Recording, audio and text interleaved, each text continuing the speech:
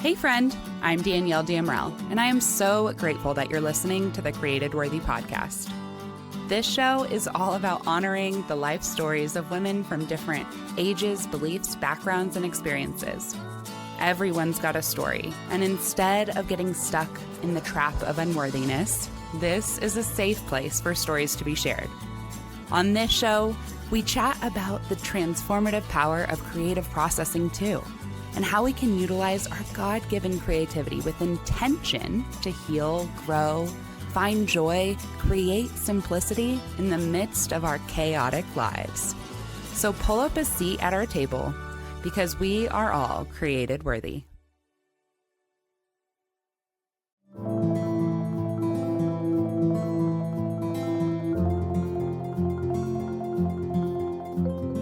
Hello, welcome back to the Created Worthy podcast. Today, I'm joined by a very special guest and worthy warrior, Sherita Harkness.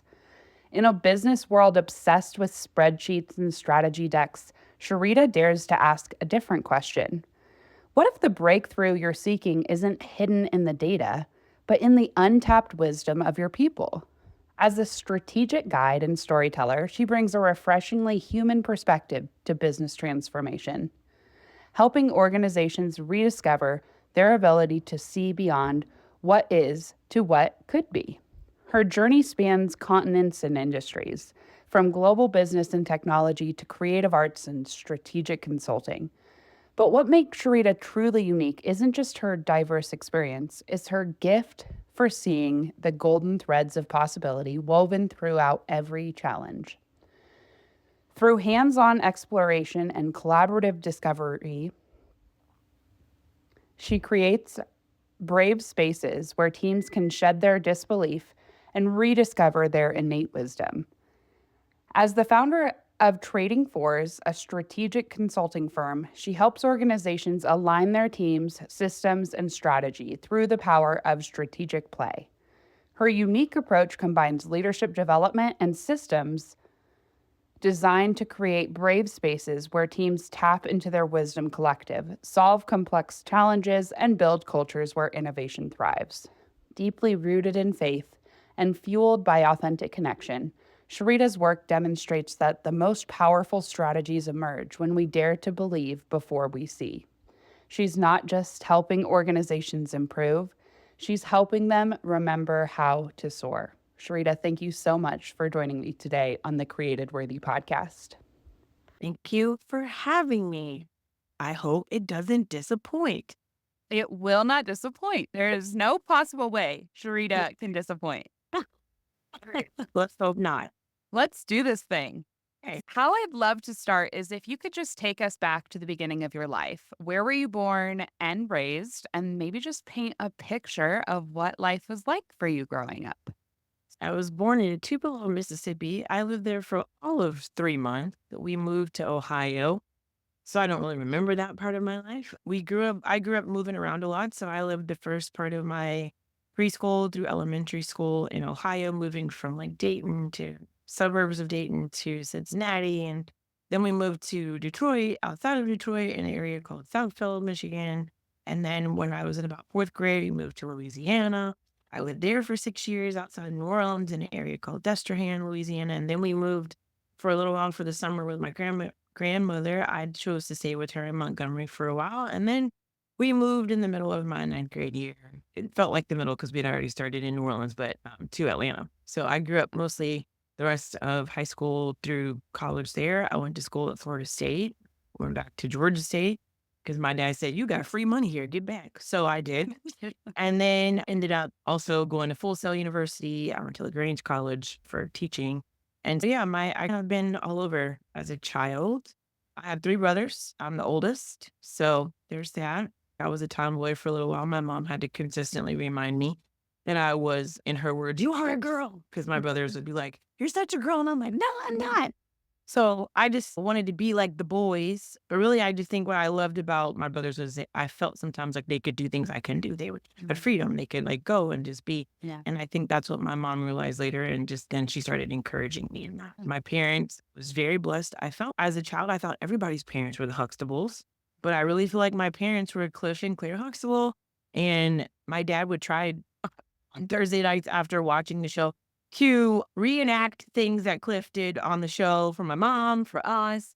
And so I was really fortunate and blessed to be able to grow up in a home where I knew I was loved. I knew what at least a picture of what love could look like. And then my grandparents on both sides of my family, my aunts, great aunts, they all were either in education, in ministry as pastors, or in some type of service that was for other people. So I grew up always being for people, always learning to care about people, wanting more good for people. And that's carried over into who I am as an adult.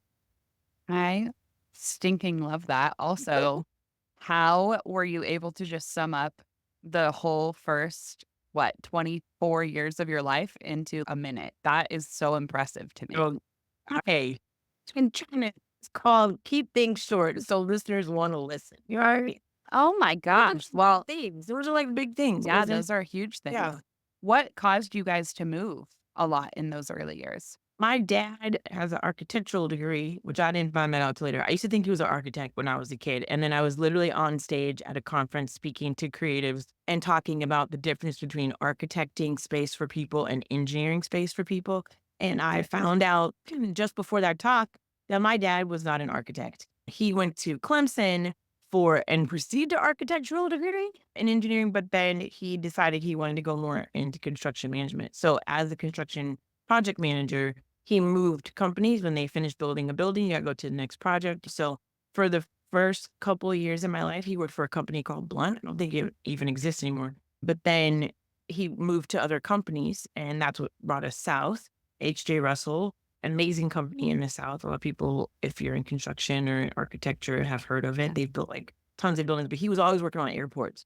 I think that's another reason why, as adults, like my brothers and I, we all love travel because we moved a lot, but also because my dad was just always working around global minded people. And so I think that informed a lot of our worldview and what we wanted to do. So that's why, because my mom was a nurse who argued with him about giving her job up because she taught nursing in Ohio. She had a master's, she was teaching at a master's program, one of the best teachers. And then my dad was like, "Can you stay home with our little people?" And she was like, "I did not go to school to be here with tiny people all day." Okay. But it worked out. And I'm so happy she made that sacrifice because I don't think I would be the woman I am without her having had the education, having had the background, but then making a choice to like want to be with us and support my dad in that way and support our family in that way and become a mother who works from home.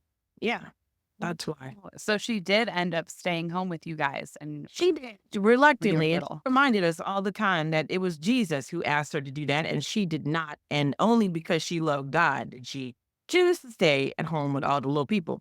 And then as we got older, I think her positioning shifted some, and then it just became, "Oh, I love y'all." But that you got to get through diapers and Yeah. attitudes and teenage years before you can feel happy that you had all these children because she had four.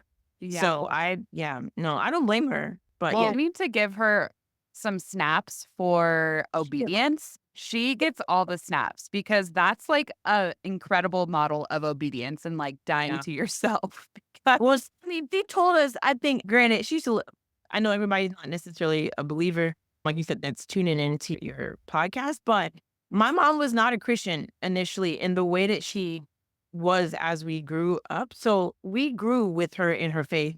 And so the first part of God that we got to know was the like, I don't want to kind of God. And then it became more like a, I surrender. But this situation sucks and these children are horrible. And then it became like, oh, I love my children. Like she was convincing herself. And yeah, then we got to know the joy that we know now, which is like, oh, God is faithful. He is kind. And there is goodness in these little tiny people. that are There's now big people. that are now big people that Yeah. like love on her and know how to love God. But I think what was helpful about that in her journey was like getting to see like God be real. Like Yeah. she did not have a problem like yelling about something, complaining about something, praying about something, telling us to pray about something. Like we walked through what that journey was with God to God for her, with her, and then just I saw her transform over my life. And what didn't change was the desire to see good for other people and the desire to want to serve people, even if that meant serving looked different in different seasons for her, with her family, with her husband, with church. And then even as a businesswoman, she owned her own business too. Like later, as we got older, she became a Mary Kay consultant. That's why my eyes look great. Or, you know what I'm saying? You look Thank you, Mary Kay. amazing. And so Guys, does your mom. I did have the privilege of seeing her on you have. FaceTime, and she is I'm telling beautiful. you, it's the time wise. Beautiful. It's time wise. It's time wise in Jesus, but it's time wise. It's that whole time wise. And she worked with one of the ladies in our when we lived in Louisiana. I will never forget. There was a group of women. They on our block. Everybody had children, all of them, and they would get together as moms. And one of the ladies decided she wanted to own a bakery, and all the moms pulled together to help work at her store so she could open it. So my mom worked in a bakery for at least, I believe it was like almost 2 years. She helped, and they would take turns. So like I saw her, she didn't have her own entrepreneurship journey in that way, but she did with Mary Kay. I saw her support other people's businesses. And I think she has told me since I've been older as an adult that a lot of the reason she said yes was because she realized her greatest ministry and the greatest way she could serve God was to love her children Mm. and her family well and the people around her. And so I think she really tried to do that and teach us to do that. So yeah, she's amazing, amazing woman. Such an amazing woman. And I know you have an amazing dad as well. I do. I love that joke. He's Yes. He's a joker. he is. Yes. Really. All the time. Anytime he can get a dad joke off, God bless America. Oh my gosh. We So love him. we love Both. It Jordan. was such a joy to be able to see even just how you interact with your parents, like on a random FaceTime. For those that don't know, which is probably literally everyone, but Sharita and I met on this co-working app, Mhm. co-working space online, and just connected immediately through, of course, we were like set up. It was like a blind meeting There's originally, someone else. actually, through someone else. Yes, through one of my sweet friends and team members. And yeah, just immediately connected. And we were planning a trip to Waco for a women's retreat type of thing, impromptu. And I was like, Sharita, you got to come. And she's, if God calls me and he opens the door, I will be there. And I was Yeah. like, okay, let's pray. Like, we're going to be praying that God's going to open the doors. He's Right. going to make a way. And long story short, Sharita came. We spent almost a week together in Waco, Texas. Just had a really incredible time in fellowship, in prayer, hearing about where each other are at in life and business, and planning for future ways to serve. And in that is where she would FaceTime her parents, or her parents would FaceTime her, but one or the other. And it just became like a staple. I feel like in my memories of that trip, I will always remember you FaceTiming your parents and them just like being a part of it, even just Right. through those little conversations. It was so fun. Anybody that comes into our story, it belongs to them. That's just Yeah. how they are. That's how we grew up. My dad's parents were like that. It was like, oh, if you're George's friend, then you're a part of the family. So I think my dad carried that over. My mom was not as excited about she was like, get out of my house. I got 4 people. I don't need anybody else. Yeah. But I think as we got older, it became a thing for her too. Just, yeah, you belong. So Yeah. they were just as excited to see y'all as I was excited for them to meet you. So Yes, I know. I like so badly want to meet them in person. So you we will. got to make that happen. Yes. Okay. So let's go back to after you graduated college. What career route did you first take? Initially, I went to school to be a photographer. And at the time, that was like a really big deal for my family because I was not going into teaching or education or nursing or something. Like I said, that was more service oriented or even more consistent financially. And I did everything I could. I traveled like everywhere to be on sets with I met people at Starbucks that I worked at and had a chance to work with Screen Gems Entertainment in One Tree Hill. And just, I went anywhere I could get in. And the day that I actually met the actor Wendell Pierce, who is an amazing actor. He's performed in so many things now, but at the time I knew him from the movie Waiting to Exhale. And he just gave me information for one of the top producers in that year that had been working with Tyler Perry and Lionsgate Films, Reuben Cannon, and he said, "Call him. Here's his number." I called.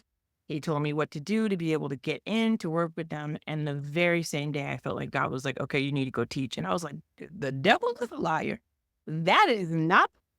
I did not do all this work to get over." I talked to Reuben Cannon, pretty much was close to Jesus on earth in my mind. And so I was like, "No, I'm not gonna. I don't even like kids like that. Like, I'm not going to teach." And the next day, I got a phone call from LaGrange College. Never even applied to their program. And they were like, "Oh, we want you to be we have one seat left in our cohort." And I was like, "Give it away to somebody else. I don't know why you called me. How did you get my phone number?" And long story short, I ended up out of school in Griffin teaching instead of on a film with Reuben Cannon, Tyler Perry, any of these other people, which is where I wanted to be. I just wanted to tell stories. I wanted to tell stories. I had gone to school for film, television, production. I had got an acting degree. I initially thought I was going to write scripts for telenovelas because I love Telemundo and Univision and I loved Spanish. And so I just was like, I'm going to be the first Black woman to write in Spanish that doesn't speak Spanish as a first language. Didn't happen because I got too tired of being in classes, but also because I just couldn't get and break into the film industry. I ended up teaching. And Because God redirected you. when I say pivot, you hear me? That was his word before 2020. And it was real annoying. Yeah. But it's not a fun thing when you have a plan. And then God's like, "Go here." And a lot of people, I have a lot of friends who know me that are not believers, and they deal with me saying, I had a friend at the time, I was also simultaneously trying to open up a restaurant because I love cooking and What? love background. And so I had this idea to start this restaurant that would be geared towards education, and I could open it with a mindset of hiring students from the culinary arts programs that were in Atlanta, the hospitality programs in Atlanta, and the architectural design program, SCAD, in Atlanta, to redo this house that now actually is a restaurant. It was called the Wrecking Ball at first or something like that. And wanted to redo it over. And my friend who was not Christian at the time, and he's still not Christian, was like, "Hey, yo, God didn't tell you to do this. You're just being too nice to want to help people." He's like, "Don't help people. It's not going to get you anywhere." And part of me was like, "You're right. Why am I doing this?" And then the other part of me was like, "But I really feel pulled in my heart. This is God. This is not a me thing because it makes no sense to leave what I've been working towards to go towards this." And I got there, served at one of the lower income schools in Griffin, Georgia. And the first day of school ended up meeting a student that I felt like God was like, "That's going to be your son." And again, I was like, "Jesus, stop talking." And he was right. Because when he talked, you know what I'm saying? And I'm that type of person in relationship with God where I actually listen. There's a lot of people, God talk, and they be like, "Keep going." Yeah. And God talks to me, I listen. And I was like, "Please go sit down and go talk to somebody else. Don't pick me in this Yeah. season." And he did. He was like, "Okay." He kept talking. He picked me. He was not quiet. He wasn't quiet. Like, people say, "I can't hear God," is because you just choosing not to listen. So I ended up adopting this kid. He was Indian. I was Black. He was 13 years younger than me. I was a little afraid. And at the same time, it just felt like really perfect. So yeah, that's how I began my education journey. It was a whole So, thing. yeah, it was not necessarily by choice, but by calling. There you go. And you do need that as an educator, for teaching. Teaching is one of the most difficult, and people talk about it, but you don't really understand if you haven't taught, especially in lower income areas. When you go to school, you get all these degrees, trying to get more money, then you owe more money to pay off the degrees that supposedly gave you a higher income check that you're now just taxed more on. So, a very vicious cycle. But the children, the people who really enjoy teaching are the people who realize like these kids are worth it. Even if you can't always see how it's worth it in the moment, you see their potential. And I can't tell you how many kids I have that have come back. And this is years now and beautifully aged younger. And they are just getting older. And so they are like, "Oh, Miss Harkness." They find me on Facebook or they find me on Instagram. Or, "Oh, you were so mean in class, I thought," until I realized you meant this. Or It takes some time for those, like, truth bombs that I oh my think a God. lot of teachers, like, they plant in Yes. the And minds of these children. Yeah, yeah. and me too. I have so many experiences like that, that it doesn't actually take root until they're older when they're more mature and Right. can understand why you said that. What does that Right. actually mean? Right. So what age or what grades did you teach? I had grades 7 through 12 Huh. and one summer college, which is a very interesting age. And most people, you just get people, it depends on your personality. I love seventh grade because it's like the world turns, but the little people version. And it's a soap opera every day. Somebody got a problem. They don't like somebody. Periods are starting. People starting to sweat. It's just random. You don't know what's going to happen every day. But I also love it because you can be sarcastic. When I substituted, when I tried to figure out, okay, is this really what I'm supposed to be doing?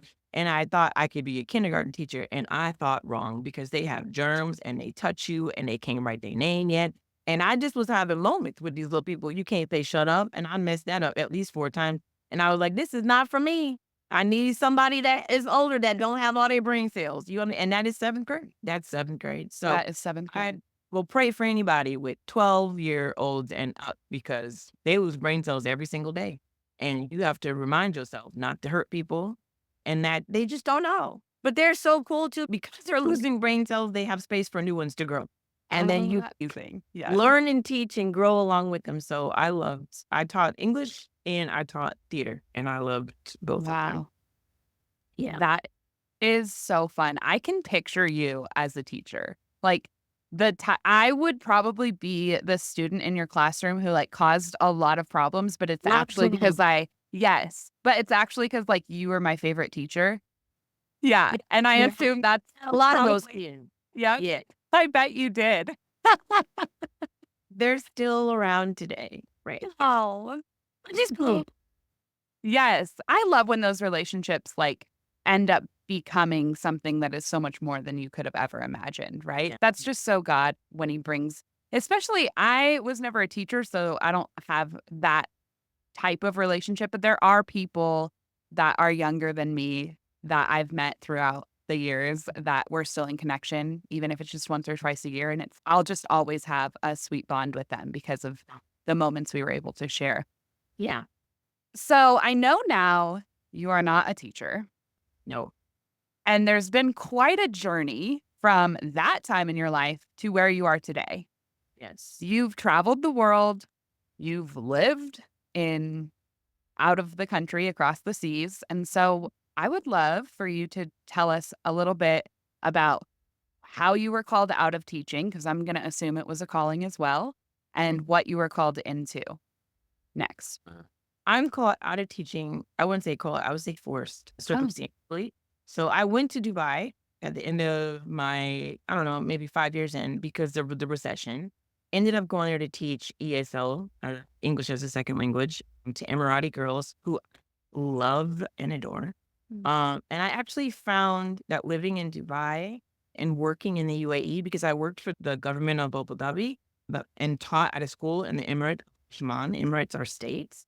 And I did that for 2.5 years and then ended up doing some other work 2 years after that. But I loved working with my girls and I loved living there as a Christian, which would sound crazy because it really made me understand walking alongside my girls who were Muslim, having friends who were Muslim, meeting people. Dubai has 140 different nationalities within a 15-mile radius of each other. There is no way that you will never meet someone not meet someone from a different country. And people are curious and they are interested in who you are because of who you are, not because of your ethnicity, not because of nationality. And they genuinely just want to get to know, but also because Dubai is a transient city.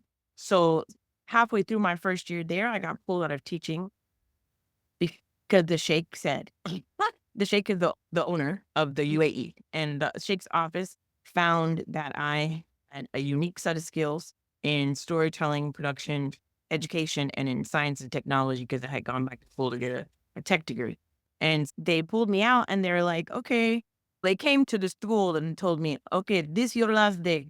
Halas, you will not come back after this. You will come to the office for the administration. You will work with the sheikh there.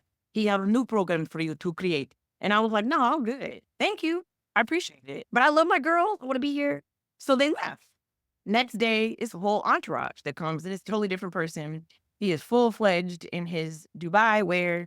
and his garb, and he comes and he says, "You're a Miss This?" I said, "Yes." He goes, "You don't have choice. You will come." Father, Yani is Yani. The sheikh have already decided for you. You will come. This not asking. And I was like, well, y'all could say that yesterday. I, damn it, I thought I had a choice. I don't know why I thought this was still America in that way where I didn't have a choice. The sheikh said, you go.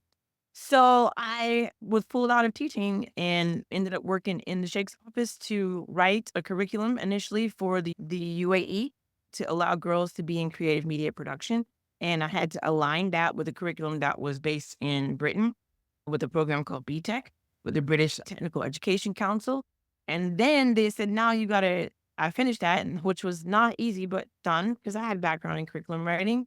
And then they said, okay, now you have to build a studio for the girls to actually use the curriculum. And I was like, do I look like an architect? My dad is in construction, but not me. And they don't care about that. So it just forced me to meet a lot of people I never would have met. I had to work with, I had the privilege and the honor of meeting and working with some of the first females in the UAE to be in media and production. Nora Al-Kabi, Nila Al-Khaja, so many different people like. Hey there, friends. Are you ready to rise fully into your calling as a leader? I want to introduce you to Heart Soul Strength, a ministry dedicated to equipping leaders like you to serve with purpose, resilience, and joy, fully aligned with God's will for your life and the people you have specifically been called to lead. Whether you are leading a company from your home while you're raising small kids, or you're the leader of a Fortune 500 company, I want to personally invite you to our first immersive event, the Rise Leadership Conference, happening November 12th through 14th, 2025 in Waco, Texas, at the stunning Deerfield Estates, just 10 minutes from downtown Waco. This will be a weekend of worship, actionable workshops, connections, networking, and fellowship with women who share the same anointing on their lives, but maybe at different levels. It's designed to recharge your heart, soul, and strength, and to empower you to lead with clarity and confidence. Tickets are now available at the lowest donation rate they will ever be, but only through the end of this year.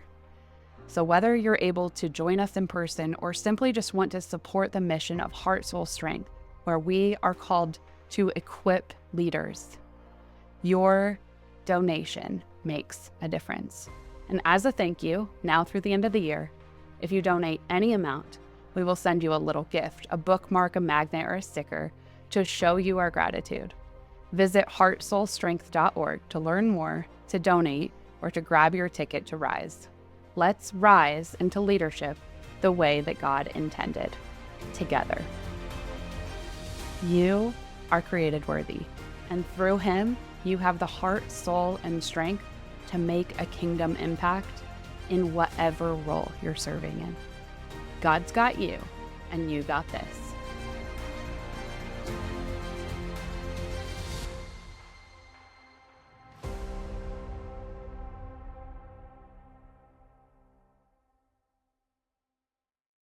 It was amazing. I worked with the first show that they ever exported from 2454 Media, which is PETA Planet. These two guys that were local Emiratis that would go around and the world and meet people and talk about like where they live and how they do all these things. So I got a chance to be a part of something that I never could have imagined for myself, which then also gave me an opportunity to move into business and into business in a global space that I never would have ever experienced living here. Simultaneously, I got a chance to work with some actors from West End London, and I was acting on stages there in Dubai and putting on shows like Love, Loss, and What I Wore, which is the off-Broadway production there, written by Nora Ephron and Delia Ephron, who wrote like all the movies that we love. Sorry, was I right? Movies that we love. Love it. And so it just was great. And then I got a chance to work with some churches there and help to plant ministries. And just, it was like the world just felt like so big. And then all of a sudden I ended up back in America because my mom had several strokes. And so she needed someone to help. And when I came back, I couldn't teach anymore. I also don't think I really wanted to teach. I was going to do it because it was just easy and I wasn't sure what to do next. But I ended up contracting with local organizations, and specifically one of them happened to be a church. It was a church that was really integrated in the business world in Atlanta. It's called Buckhead Church. It's a part of North Point Ministries with Andy Stanley. And I had connections to that church in Dubai through some other friends who happened to give my information 3 years before I ever came home to a woman that worked at Buckhead, unbeknownst to me, didn't have a clue. And I went on my birthday when my mom was in the hospital, couldn't walk, couldn't talk, couldn't do anything. I went to the church and they said, "Hey, come down for prayer." And at that time, I think I was really just upset with God for having to leave Dubai and these great experiences. All my friends that I had made there, I felt like an outsider in my own country. When I got back, just having had such a global experience. And when I went down to pray, I saw two ladies, and I was like, "Now, Jesus, I don't want the one on the right because she looked like she can't pray, and I need some breakthrough today." No offense to her, didn't even know her, but I just wanted somebody that could get me through whatever the anger and the hurt and the darkness. And this lady that I wanted ended up praying with me. And I found out as I was telling her my name and where I came from, she said, "You came from where? Dubai?" And I said, "Yeah." And she goes, "Oh my God, I got a letter about you 3 years ago. And it said that if you ever came here, that I should like work with you, help you get a job." And I was like, "What's church?" And it was one of the guys that I had helped to plant a church with. And while I was overseas, and she said, "I want to help you. I'm going to get you connected to all the people I can." And from there, I feel like God just was really kind to let me connect with so many different people to learn more about business. And I started my business, Trading Force. So Mhm. that was how we Wow. got out That's of how that. you, yeah. Yeah. So, real quick, I want to take a couple steps back into your time in Dubai. And I just see God's hand all over, obviously, all over that time, but specifically in honoring the desire of your heart with the production side of things. Like the fact he literally, like, he put you in teaching and then he literally plucked you out of teaching. Like, into an industry so closely aligned with what you were desiring to begin with. And I Yeah. just don't want that part of your testimony to be lost on me. I'm like, I need to verbally process this and our listeners, of course. But I just think that's such an incredible testimony of how God still saw you, right? Like he created you uniquely to have the desires that you have. Mm. And although he called you in a different direction, he also weaved your journey together in this way to still give you these experiences that, I mean, correct me if I'm wrong, but fulfilled those desires and probably I know that what you're doing now, like there's still threads of all of these different pieces. That's one of the very first things that we talked about is how much incredibly rich experiences and skills you have in your life that God has just so perfectly ordained. And I know that there have been times where that hasn't necessarily been honored or seen by the humans around, but I just want to really focus and highlight like the fact that God did see that. He has continued to put these very clear signs in your journey that have pointed you back to him and confirming his call on your life. So, Yep. snaps for Joyce, but also snaps for Sharita, because that in itself, like just the portions of your story that you just shared, takes a lot of obedience. Like it's easy for one to say, I've been called this direction or this direction, but it's another thing to actually take action on those promptings, right? On those messages where God is, I want you to be in a classroom. I want you to adopt this person. I like, these are huge things. I'm going to pluck you out of where you love to be in Dubai and what you love doing and put you in a completely different industry doing something in Really? completely different. And then I'm going to have you plant churches and ministries.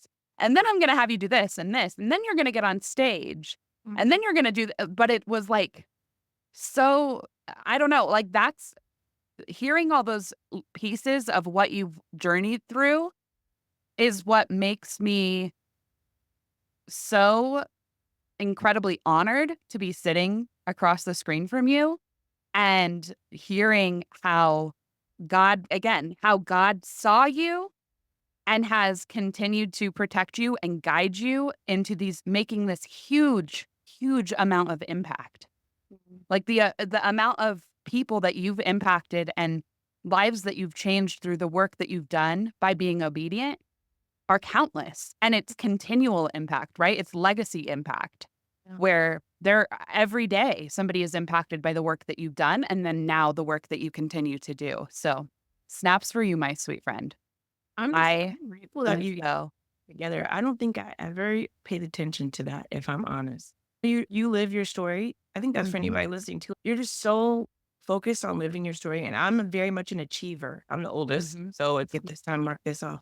And so I don't think I ever even thought about it like that, that God let me go back. Not just let me go back. I was fully immersed in Mhm. production, but could do that job because I had this background. That's something that I asked him for the longest time. Tell Let me. me go back. And even like I said, here it doesn't matter to anyone, but it was a big deal to like be acting on stage, and that was something that I really loved doing and telling stories and studied so hard to do. And it felt, what did I do that for? I'm teaching. I had a kid tell me once because kids are so wonderful, and he said, Miss Harkness, if you're so great and you're so good at film and television, then why are you here teaching us? Because he was in my little film class.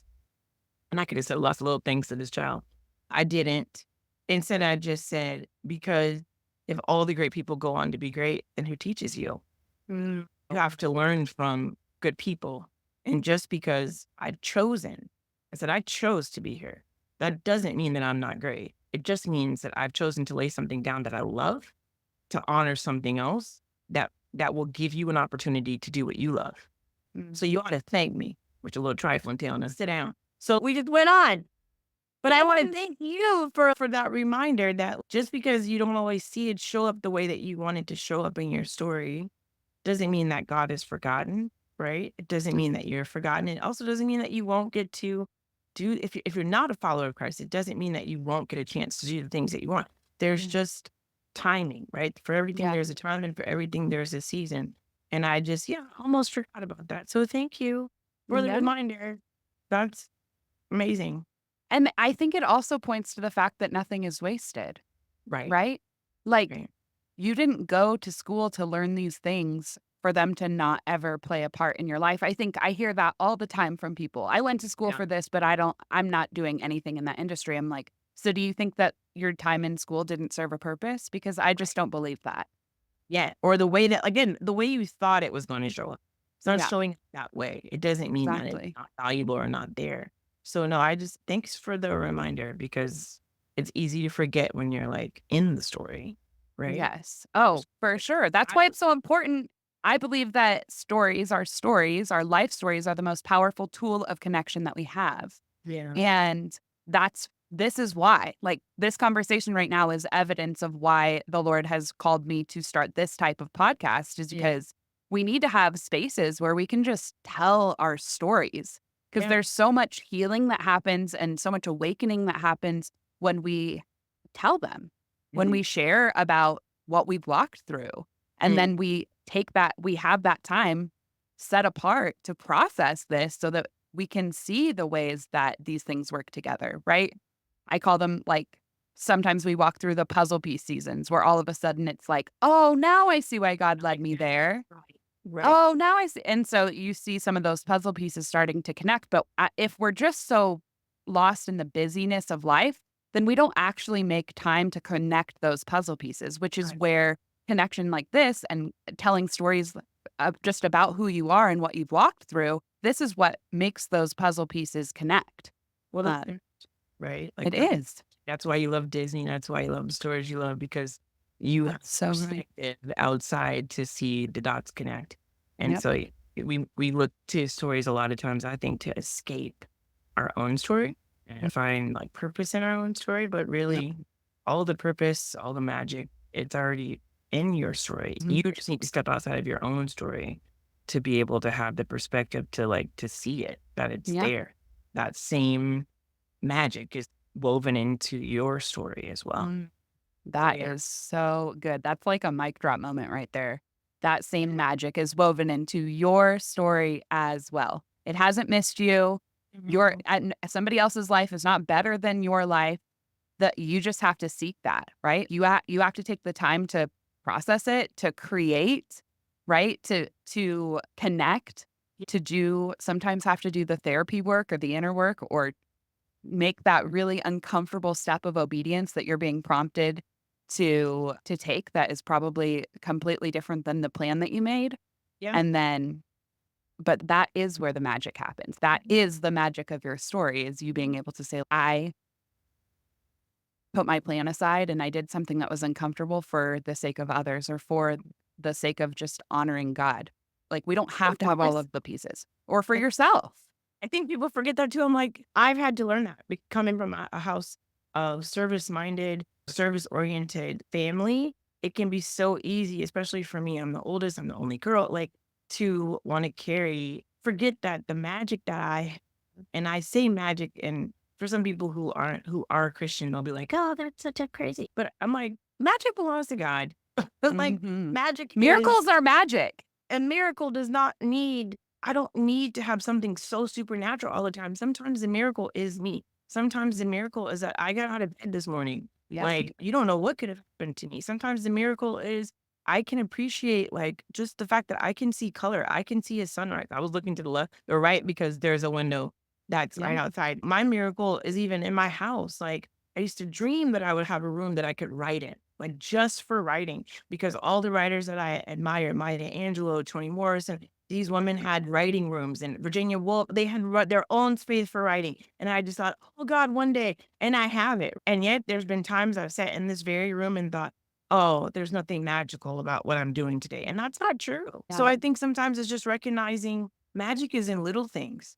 Fairy dust comes out, pixie dust from Mhm. Tinkerbell is quite small.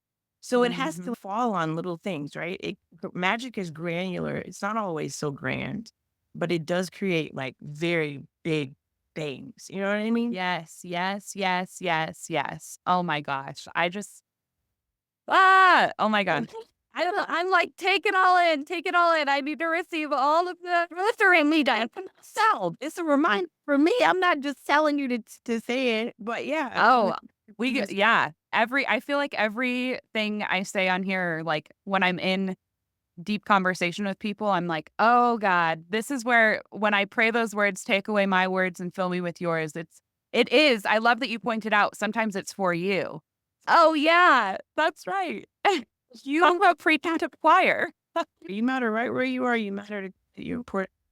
And that's easy to forget. It's easy to Yeah. forget. You're so focused on what the world says achievement is, success is, what it means to be a woman, what it means to be a man, what it means to you just forget. Sometimes it's just by being. I just need to be present and be mindful. There's a verse for people who are followers of Christ that is in this book of John, and was a disciple of Jesus. And John is a little bougie. He says that he's the disciple whom Jesus loved. He just, I think, recognized that God loved him, that Jesus loved him, where the other ones were so focused on like accomplishing, right? So he's like the perfect person, but he has this one little scripture that he writes in this letter of John where he says, abide. He's talking about Jesus. There's, if you abide in me, and Jesus says, I abide in the Father, right? So it's all this thing about abide. And I used to hate that word. When I say hate, loathe, it used to bother me. But then I started looking up why abide. And the picture that Jesus is painting for the disciples in that moment is this picture of a grapevine and a vineyard. And I don't know if anybody like wine out there. I do. I love and think it's beautiful. It's wonderful. All the things. And what was most beautiful to me that was going to a vineyard to see the grapes growing on the vine. Right. It's just that is magical to me. Tamara Mallory and her husband have their own little vineyard, and I love that vineyard. But there's one out in California that I love even more. It's called Rideau Vineyard, and it's in near Sylvain, California, in the Santa Ynez Valley, and in that valley, they grow these French grapes. They grow French vineyards. And the way that the grapes are grafted on the vine, that word abide just means grafted in. There's no way that you can unlock from that. And it's not grafted in like you got to hold on, but it's grafted in because that vine is holding up every other branch that's coming off of it that's bearing fruit, right? If any of those vines are not abiding or grafted in, it can't bear fruit because it doesn't have any way to support itself. It doesn't have any life nutrients. And so it's beautiful to me to think about that word abide in the visual representation of, let me just graft myself into God. And what that looks like isn't me actively having to do something all the time. It's actually just getting so cozy with Jesus, so nook cranny cozy in there with him that I feel safe enough to rest. And as I can rest, the fruit comes. And not rest doesn't just mean, okay, I'm gonna sit here, I'm gonna sleep, Yeah. but rest my mind, rest my heart, rest my ambition, like in a sense of like, I'm not working from hustle, I'm not working from hurry. I'm not looking for this approval. I'm just so cozied up and connected to God in a way that I trust that whatever He asks me to do, that yes is going to bear fruit.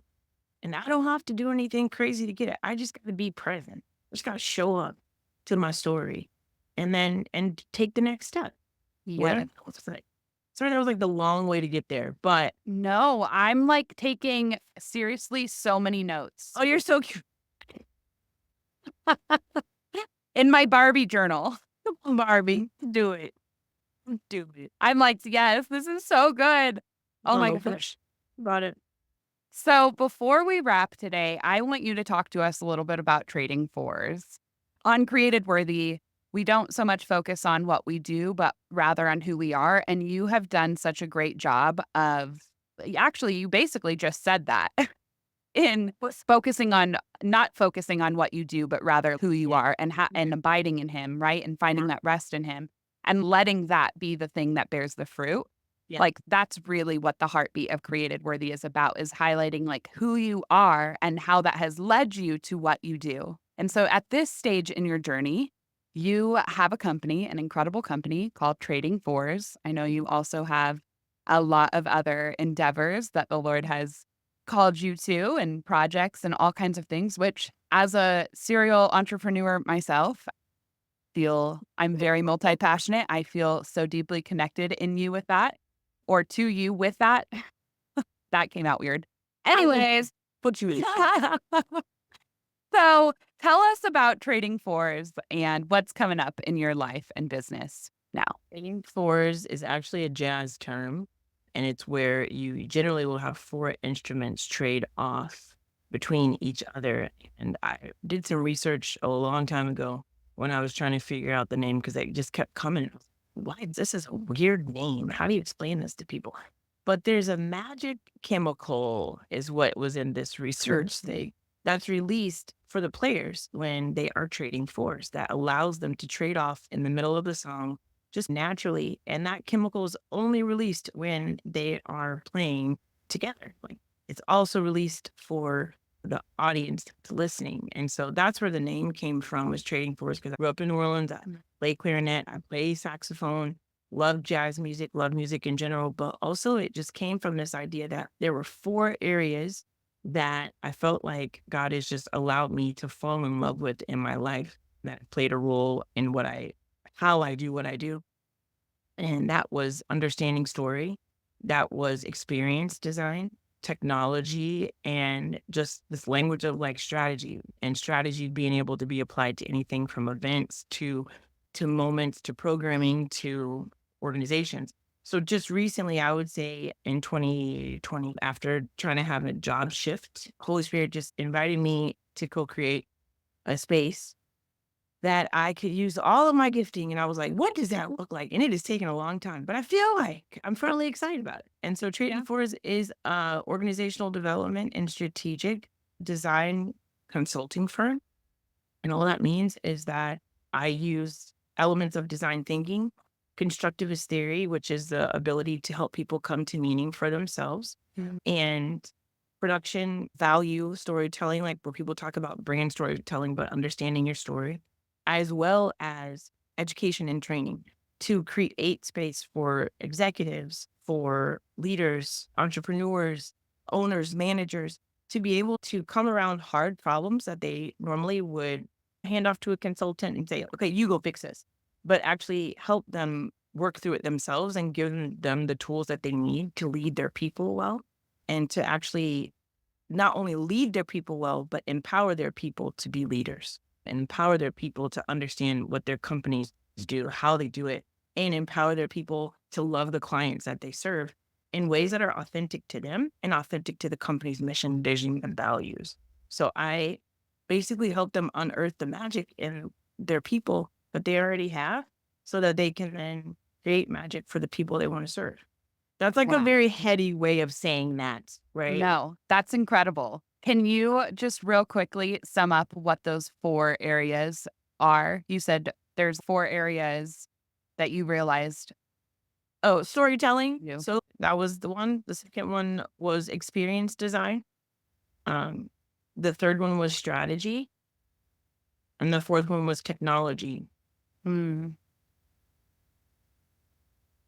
I just wanted those personally. And for anyone else who's taking notes, like I'm going to put these in the comments for sure or in the Yeah. show notes for sure. Cause like even just processing those 4 areas, those would be really good areas actually to use as an intention within creative processing. So, creative Mm. processing is simply utilizing your own God given creativity to process any certain intention, to ex- actually tap into the peace, joy, goodness, patience, all of the fruits of the spirit, clarity, whatever that goodness is that you're seeking is already within you, but we have to create space for it. And I believe that through our creativity, we can actually embody those things. That's But really when I connected, right? yeah, Because my way of creative processing is play. And yeah, so that's one thing that helps me stand out when I work with my clients is that we actually use the ideation mm, part of design thinking. And so I create play activities and games and spaces for them to play. And that's where we process really hard questions, really hard problems that they otherwise wouldn't be able to like go after on their own. Like I said, they will hire somebody else, they will outsource it, or sometimes they just get thrown under the bus. But when you make space, play opens up like imagination and possibility, and it takes away fear and risk, and it gives you just space to run and figure things out. And generally, we walk away from the table with not only strategy and strategic planning, but also the ability to just say, "Hey, actually, I'm good at these things." It's really just recognizing like there are things that innately I have that I do well that I have access to that if I just made space I could see it. It's that stepping back and having perspective, right? yeah, and not putting creativity into a box, right? Most people think that creativity is just painting or writing or Right. whatever, but Right. really it can be structuring things. It can be Yeah. cleaning. It could be going on a walk and hearing the sound of the waves on the beach. Like how your creative mind is engaged is unique to you. So The anyone who word tells create. me they're not creative, I'm like, bet, shut your mouth because Was it's it not about to true. create? It's not about Yeah. creativity. It's about creating. If you Mhm. create, if you're a follower of Christ, you're made in the image of God. That's the first thing God did was create. He created it in several ways. He created by speaking. He created by forming with his hands. He created from something else. He created structure. He created time. So like you can create, like you said, in millions of different ways. That does not mean that what the way you create is better or more creative than someone else. It's just actually doing the thing, creating something. Mhm. And he also created the need for rest, right? Totally. And Yep. that's like, even that is a that's so that The we can creative tap process. in. Yeah, that's a Yeah. creative process. And sometimes, Yeah. like, for people like me who are just go, go, go, go, go, go, go, like, I have to set my intention to rest. Like, that's Hmm. the creative method in which I have to engage in Hmm. for whatever it is, like for peace or to what is it? De-stimulate? No, wrong word. Nervous system to Deregulate. regulate my Yeah. nervous system. Like that is, it's so important. And yeah, so much of what you do is just so in line with everything that I've been teaching about, that I've been talking about for so many years now. And that was a huge part of, you're right, what we connected on is like this need for play and just engaging with your creativity. And you do it in such a beautiful way with organizations and companies who need to engage with those types Yeah. of processes to unlock, to Right. figure out problem solving, to serve their teams well, to serve themselves well, right? To Yeah. Yeah. really uncover the heart of their organization. Like those are things that are so often missed, but it's so needed, which is why the work that you're doing is so important and Mhm. necessary. And I just am so grateful that God has brought you to this place now where trading fours is what he's growing within you, right? Like he's bringing people to you and you just get to pour all of this experience from a ton of different industries and teaching and speaking. And there's so many things that we didn't even have time to talk about today, but Sharita is coming back. I'm just speaking it into existence. We could do that. You have me down. Yes. Yes. And I'm just so grateful. So to close out, I would just love for you to tell us what's coming up next in your life and how listeners can best find and connect with you. We're getting a makeover on LinkedIn and on Instagram, but I think the best way to stay in touch with me is through Instagram. I am currently not a very avid poster, but I post when things are important to me.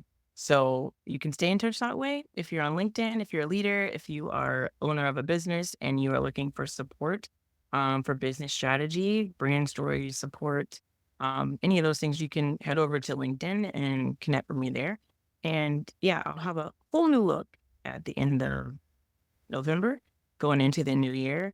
I'm really excited about working with um, leaders and organizations to just really create people centric companies that serve people, not just their customers, but the people that serve their customers as well, and helping those companies to grow and scale in a way that's purposeful and meaningful. Yes, that's what. Yes. And by the Next. time this episode comes out, you will have a lot of those links ready. So we will have them all in the show notes. Make sure to Yes. go to the show notes and connect with Sharita. Follow her on Instagram. Of course, send her a message. She is truly such a light in my life already. And I know she is to anyone who has come into contact with her. So go check out all of the things, all of the most recent endeavors that Mm. she has, we will make sure to put in the show notes so that you guys can stay connected with her. Sharita, your journey of overcoming challenges and embracing the beauty of diversity is Mm. truly inspiring. Your passion for serving others and bringing joy into both life and work reflects the love of God in such a powerful way. I'm so grateful to have been here today and so honored that you shared your story with me and with our listeners. I just want to encourage you to keep shining your light and boldly stepping into the purpose that God has placed on your heart. You are making a difference and you are changing countless lives by simply being unapologetically you. You, my friend, are created worthy. Hey, friend, thanks for listening to my story on the Created Worthy podcast. I hope that you remember that you have magic in your story and all that you need, you already have. And I promise you that God can do immeasurably more than you could ever imagine. All you got to do is take the next step. I've got you, and you got this.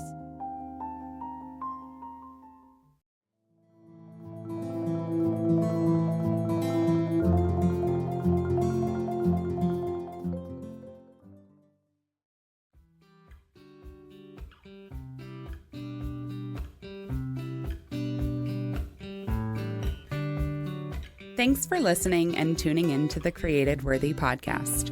I hope that today's show resonated with you. And if it did, can you do me a huge favor and go leave a 5-star review? This helps more listeners find the show and it expands the reach of the stories and concepts that are shared here. All the links and guest information are in the show notes. And if you're on social media, come hang out with me. You can find the Created Worthy podcast on both Instagram and Facebook. Or come follow along with my personal IG page where I just share more about the real, sometimes messy life of your fellow worthy warrior. Can't wait to talk to you soon, friend. And don't forget, we are all created worthy.